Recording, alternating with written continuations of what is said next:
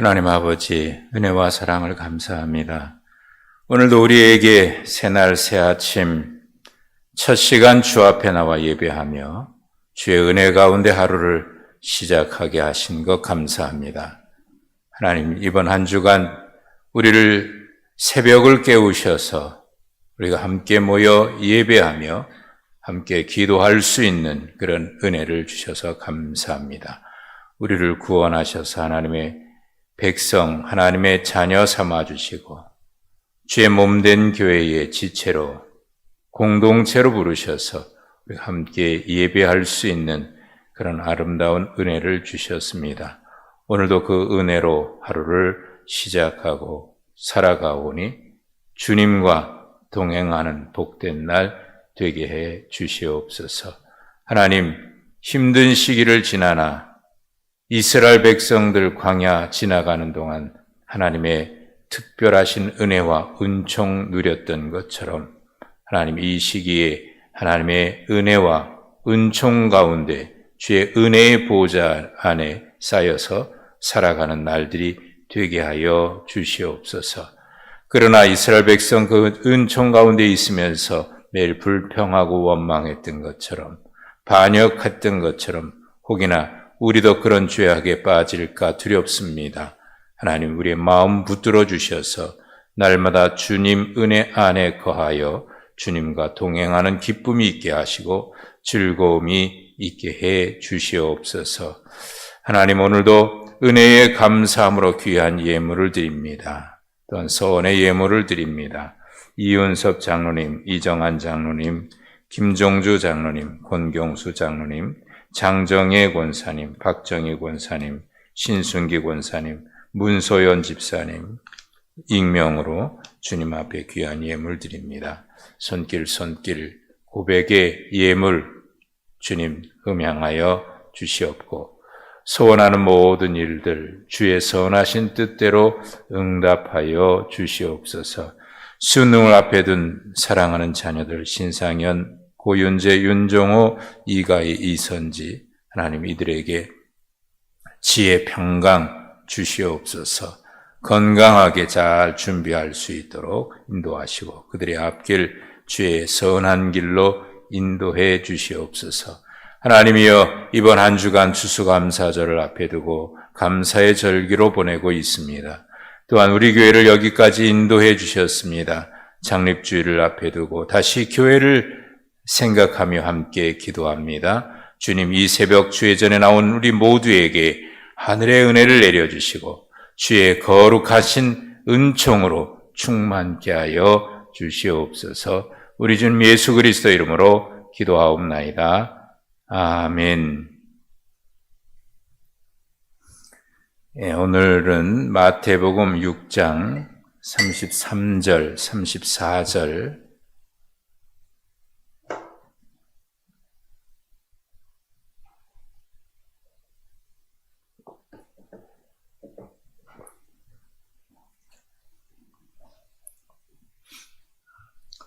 마태복음 6장 33절, 34절입니다.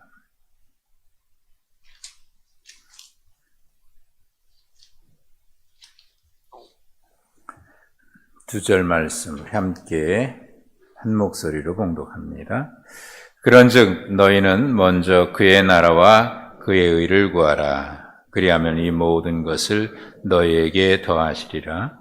그러므로 내일 일을 위하여 염려하지 말라.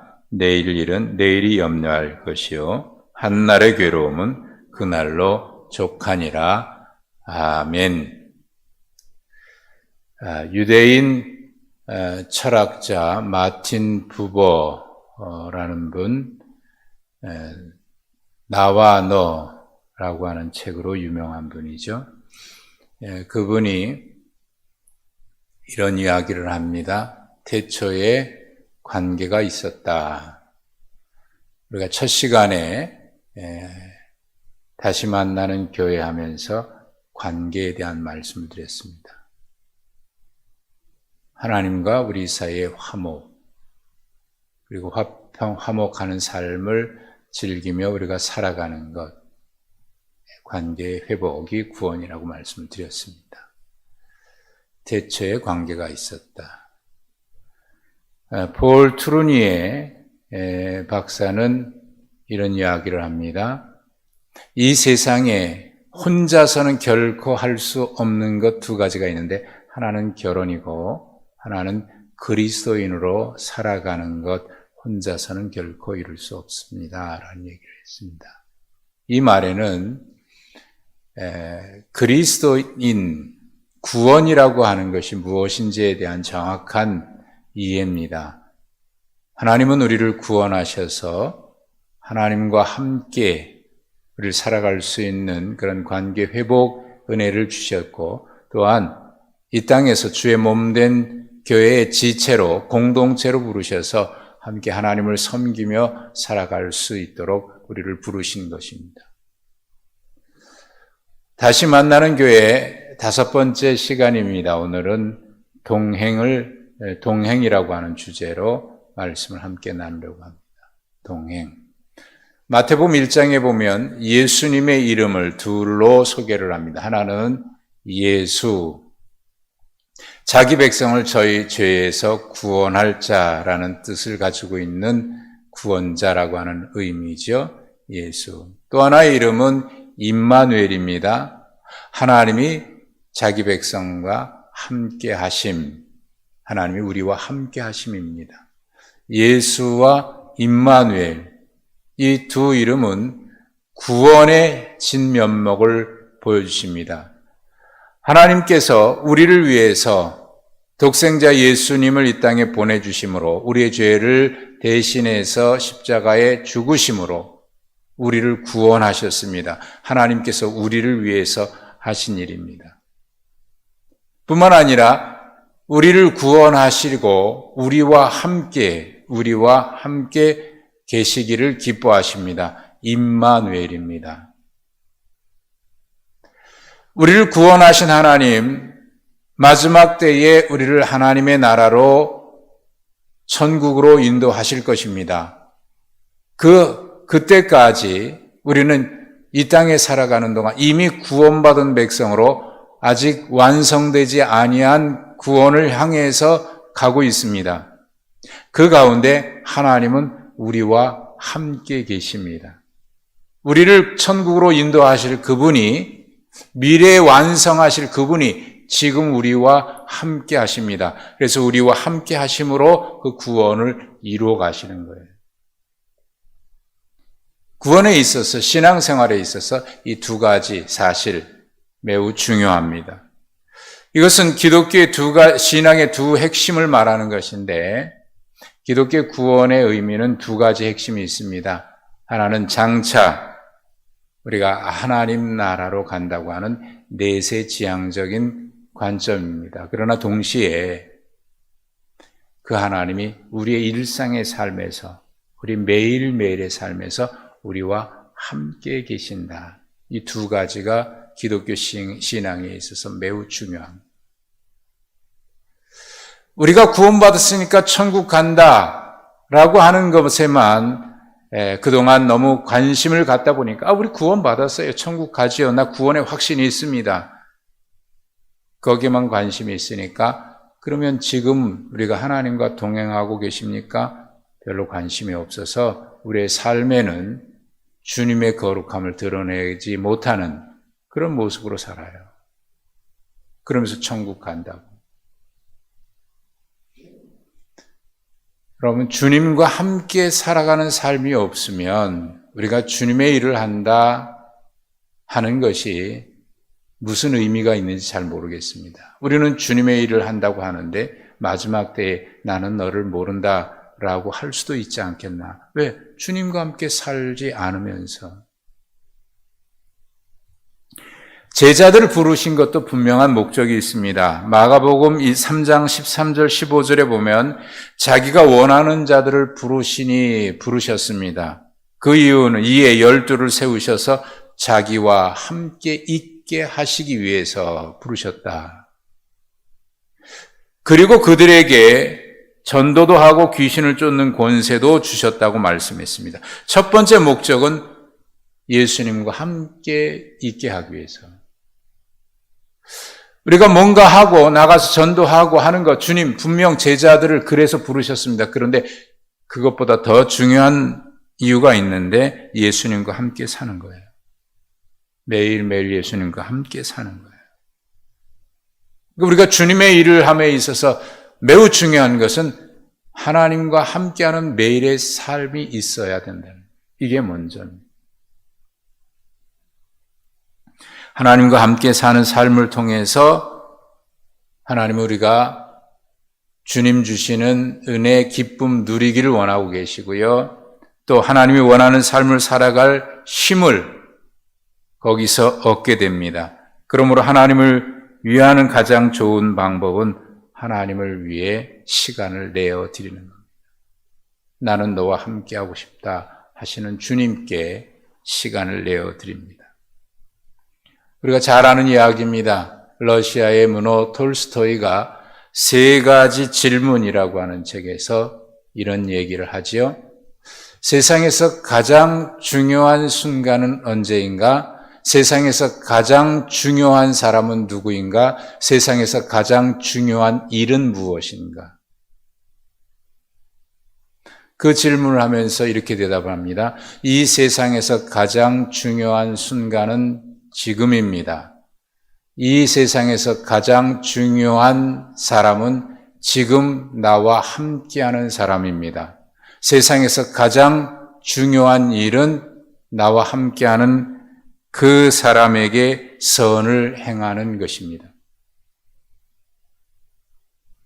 지금 이 순간이 가장 중요한 순간이고 나와 지금 함께하는 사람이 가장 중요한 사람이지, 나와 함께하지 않고 나와 아무런 관계가 없는 아무개, 연예인, 대통령, 그 사람을 아무리 좋아해도 나와 상관없어요. 내 가족, 내 함께 신앙생활하는 지체, 가장 중요한 사람이에요. 언제? 지금. 가장 중요한 일은 내일 내가 뭐 할게, 10년 뒤에 뭐 할게가 아니라 지금 그 사람에게 선을 행하는 거예요. 사랑한다고 말하고 위로하고 칭찬하고 격려해서 함께 가는 거예요. 가장 어리석은 불행한 사람의 특징이 있습니다. 행복한 사람의 특징이 있고 불행한 사람의 특징이 있는데, 행복한 사람은 지금 나 너무 행복해요. 지금 나 하나님의 은혜 가운데 살고 있어요. 하나님은 지금 나와 함께 계셔요. 선물 받은 것, 은혜 받은 것, 지금 내가 누리고 있는 것에 대한 기쁨이 있습니다. 불행한 사람의 특징은 항상 과거 지향적이에요. 옛날이 좋았는데, 그때가 좋았는데, 암만 얘기해 뭐예요? 지금은요? 불행한 사람의 특징은요, 항상 과거 지향적이에요. 옛날 어쨌고, 옛날 어쨌고, 옛날 어쨌고. 그 말을 가만 들어보면 지금은 아니라는 말이거든요. 그래서 불행한 사람들의 모습을 보면 정말 중요한 그 순간에 집중하지 못합니다. 그리고 지나고 나서야 행복을 그때서야 알게 돼요. 지금은 행복을 누리지 못하고 지나고 난 뒤에. 그러니까 항상 과거적이죠. 여러분, 지금이 중요합니다. 하나님은 지금 우리가 하나님을 예배하는 것을 기뻐하십니다. 하나님은 지금 우리가 이 자리에 나와서 하나님을 찬양하는 그 찬양을 받아주십니다. 지금 주님 앞에 고백해드리는 우리의 간절한 기도를 주님 들으십니다. 지금, 이 순간, 집중해야 할 일에 집중해야 하고 그 순간에 느껴야 될 기쁨, 행복 누리면서 감사해야 하고 매일매일 일상의 삶이 선물이에요. 이 코로나 사태가 터지고 난 뒤에 가장 많이 한 말 중에 하나가 이겁니다. 일상의 행복이 멈췄다.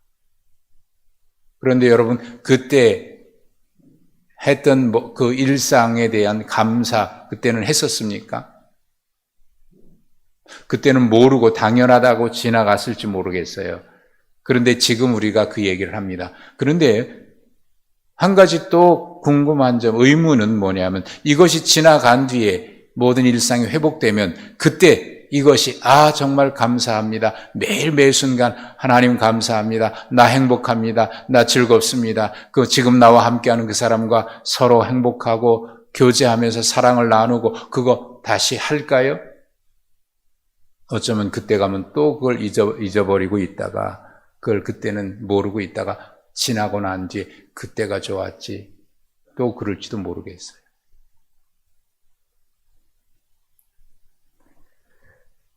야곱이 바단 아람으로 아버지 집을 떠나서 바단 아람으로 가다가 베델에서 돌베개를 베고 자다가 꿈을 꾸지요. 환상을 봅니다. 천사가 오르락 내리락 하고 그 사닥다리는 땅에 닿았고 하늘에 닿았습니다. 천사가 오르락 내리락. 하나님의 임재를 경험합니다. 그때 야곱이 고백했던 말이 있습니다. 야곱이 잠에서 깨어 이르되 여호와께서 과연 여기 계시거늘 내가 알지 못하였도다. 하나님이 지금 우리와 함께 계시는데 그걸 알지 못했다는 겁니다. 이 하나님의 임재의식, 하나님이 지금 나와 함께 한다고 하는 이 사실을 깨달은 이후에 그의 삶을 달라지기 시작합니다. 물론 깨달았다고 해서 그의 삶이 바로 바뀌는 것은 아닙니다. 그렇게 아버지 집을 떠나서 바단 아람에서 20년을 넘게 살다가 거기서도 역시 배반당하고 자기 집으로 돌아올 때에 베델에 다시 이르게 됩니다. 그는 분명 베델에 하나님이 나를 이곳으로 무사히 돌아오게 하시면 하나님 앞에 내가 여기서 제단을 쌓고 10의 1조를 하나님 앞에 바치겠습니다라고 분명히 약속을 했었습니다.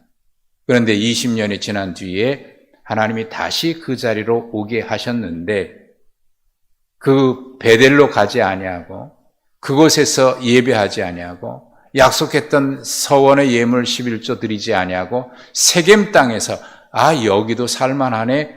그 땅에 취해 살다가 거기서 딸 디나 겁탈당하는 불행한 사건을 겪고 난 뒤에야 내가 하나님 앞에 약속했던 것 잊고 있었다는 사실을 알게 되고 우리가 베델로 올라가자 모든 가족들이 함께 올라갑니다. 그동안 거기서 살 때 누렸던 우상, 자기도 모르게 스며들었던 우상이니 뭐니 하는 것들 다 땅에 묻습니다. 그리고 다시 베델로 올라가자 성경은 이렇게 말씀합니다. 그들이 베델에 돌아오자 하나님께서 그들에게 복을 내리셨다.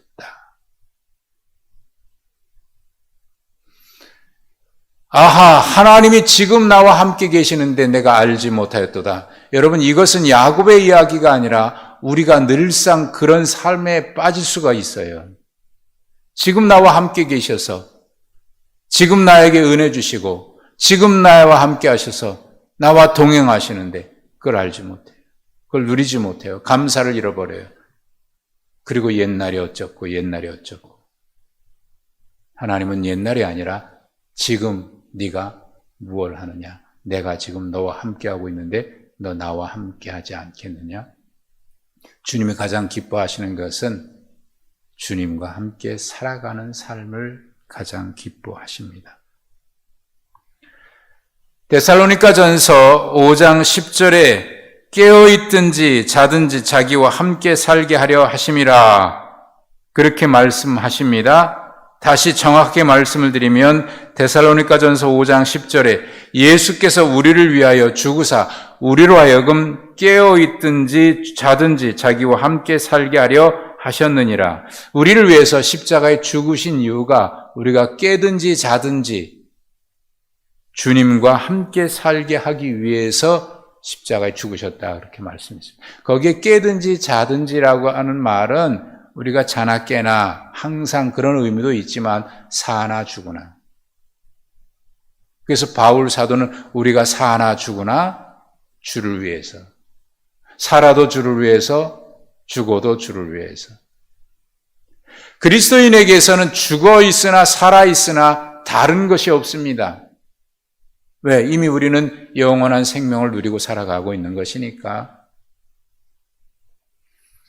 죽어도 주님께 가는 것이고 살아도 주님과 함께 사는 것이고 죽을 때만 천국 가는 것이 아니라 지금도 영생을 누리며 하나님과 함께 살아가는 임마누엘의 축복이니까 말이죠. 사나 깨든지 자든지 주와 함께 살게 하셨느니라. 데살로니가전서 5장 10절 말씀인데요. 거기서 좀 더 내려가다 보면 우리가 아주 잘 알고 있는 성경 구절이 나타납니다. 항상 기뻐하라, 쉬지 말고 기도하라, 범사에 감사하라. 그게 바로 5장 10절 바로 뒤에 5장 15절부터 17절에 있는 말씀이죠. 바로 뒤에 나타나는 말씀입니다. 항상 기뻐하라, 쉬지 말고 기도하라, 범사에 감사하라. 아니, 어떻게 그렇게 살 수 있어요? 그렇게 얘기할 수 있을 겁니다. 그거 불가능한 일 아닙니까? 어떻게 항상 그렇게 하고 매일 그렇게 쉬지 않고 그렇게 할 수 있어요? 그런데 그 앞에 예수께서 우리를 위해서 십자가에 죽으신 것은 우리가 자든지 깨든지 나와 항상 함께 있게 하기 위해서라는 사실을 기억한다면 이것은 자연스러운 귀결입니다.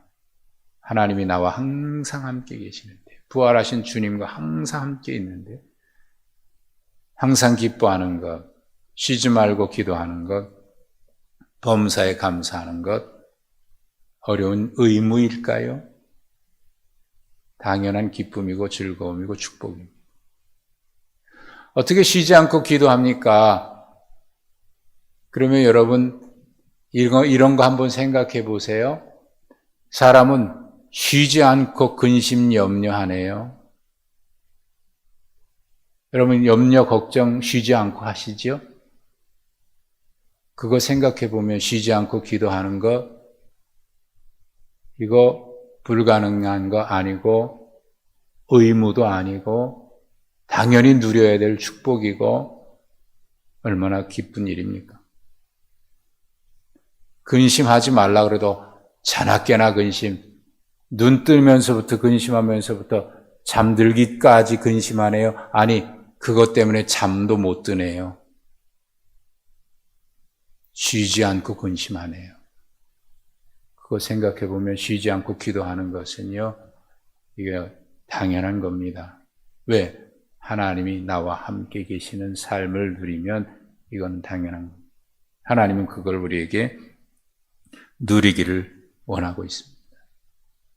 슬픈 일이 있어도 주님 나와 함께 계시는 것 기억하시기 바랍니다. 아니, 내가 주님 안에 있는 것 기억하시기 바랍니다. 주님이 나와 함께 계시는 것 기억하십시오. 슬픈 일을 만나도. 어려운 일을 만나도 우리가 주님 안에 있는 것 기억하십시오. 주님이 나와 동행하시는 것 기억하십시오. 하나님이 나와 임마누엘 하시는 것 기억하십시오.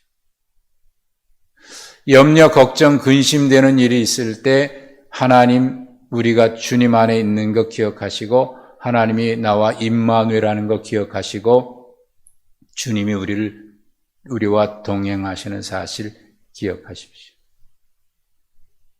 나도 모르는 사이에 분노가 일어나고 나도 모르는 사이에 염려, 근심에 시달려 사로잡혀서 평안을 잃어버리고 기쁨을 잃어버리고 하나님과 화목해서 하나님과 화목의 삶을 즐겨야 하고 누려야 하는데 나도 모르게 이런 일들에 사로잡힐 때 다시 기억하십시오. 우리가 주님 안에 있음을, 그리고 주님이 나와 함께 계심을, 주님이 나와 동행하심을 기억하시기 바랍니다.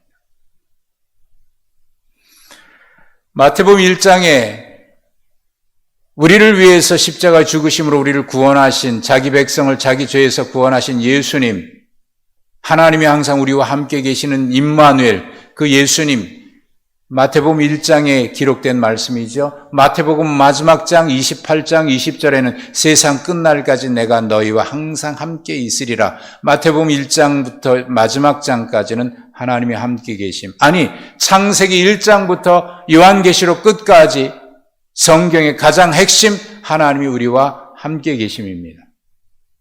임마누엘입니다.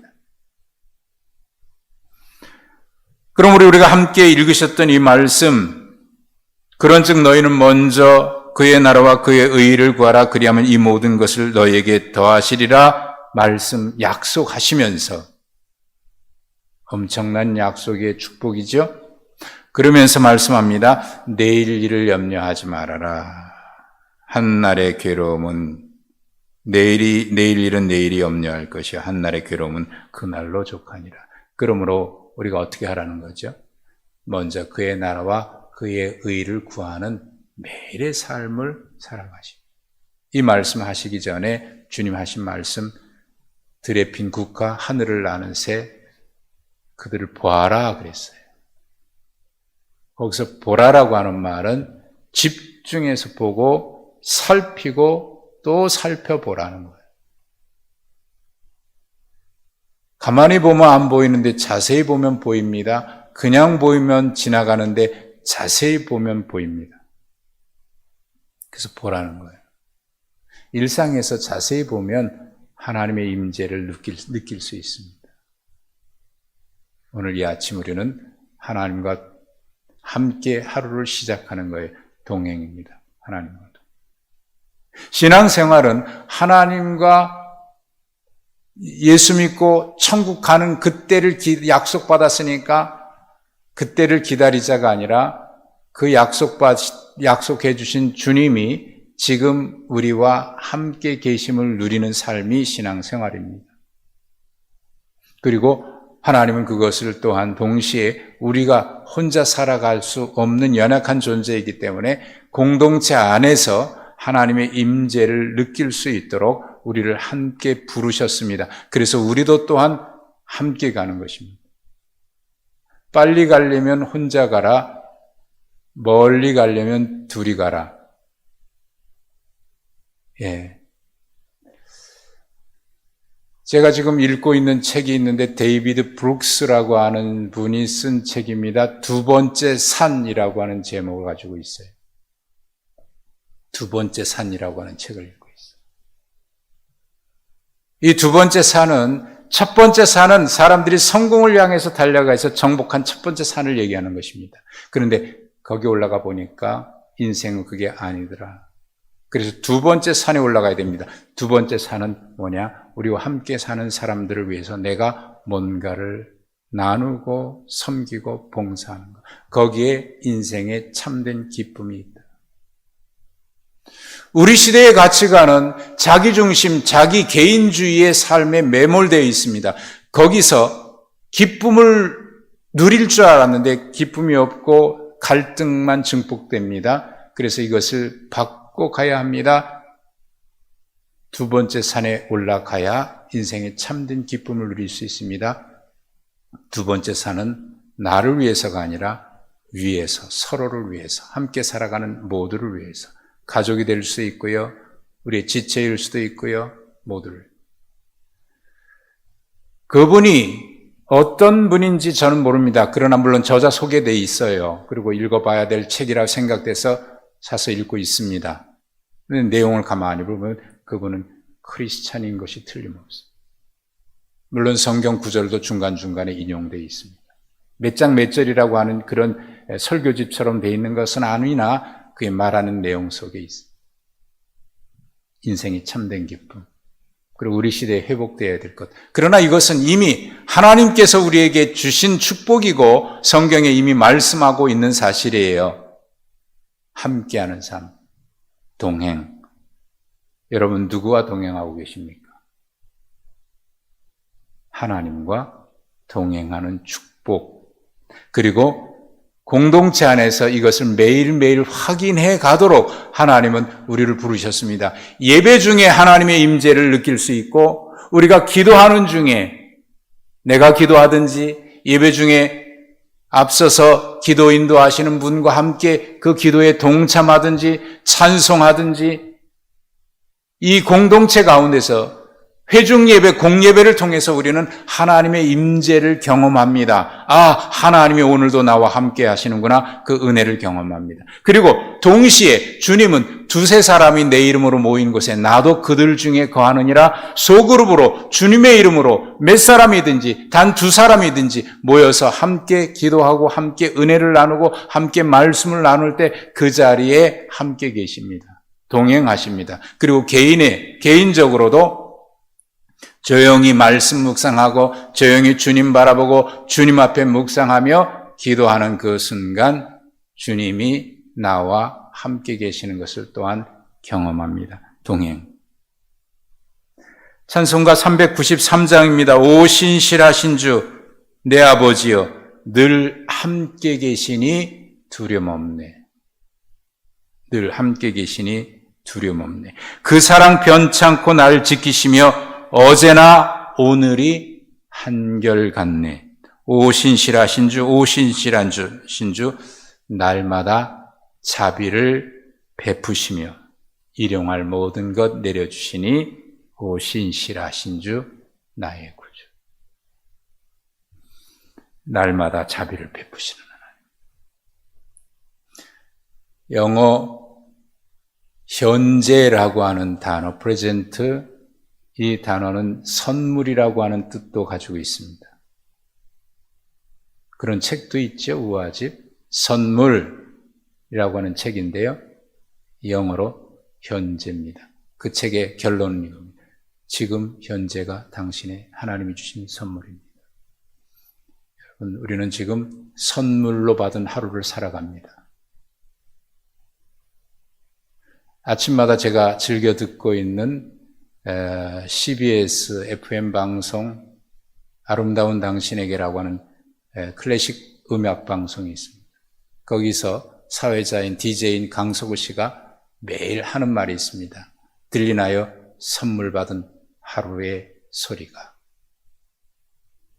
우리는 하루를 선물로 받았습니다. 현재는 선물입니다. 어거스틴은 이렇게 얘기합니다. 과거는 이미 흘러가고 없는 것이고 미래는 아직 오지 않았기에 없는 것이다. 과거는 기억할 뿐이고 미래는 기대할 뿐이며 우리가 사는 것은 언제나 현재다. 엄밀한 의미에서 세 개의 시간, 과거의 것에 관한 현재, 현재에 관한 것에 현재, 미래의 것에 관한 현재, 모든 게 현재다. 현재에 집중하십시오. 지금에 집중하시고 지금을 기뻐하시고 지금을 감사하십시오. 그리고 지금 하는 일에 충성하십시오. 내일은 없습니다. 오늘 밤에 주님이 부르시면 그 많은 것이 네 것이 되겠느냐. 어리석은 부자에게 하신 말씀입니다.